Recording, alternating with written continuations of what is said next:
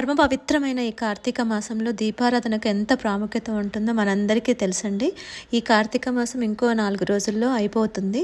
అయితే అందులో భాగంగా ఈ మాసంలో ఏ రోజైనా సరే ఈ ప్రత్యేకమైన దీపాన్ని వెలిగిస్తే మీ గృహంలో లక్ష్మీదేవి ఆనంద తాండవం చేస్తుందంటారు. ఈ ధనదీపాన్ని లక్ష్మీ దీపం అనే పేరుతో కూడా పిలుస్తుంటారు.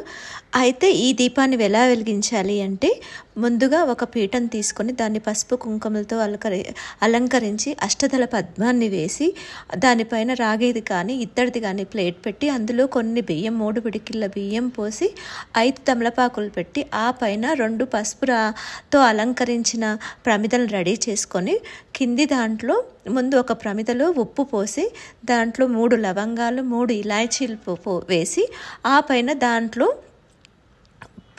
ప్రమిదలో నువ్వుల నూనె కానీ ఆవు నెయ్యి కానీ వేసి 3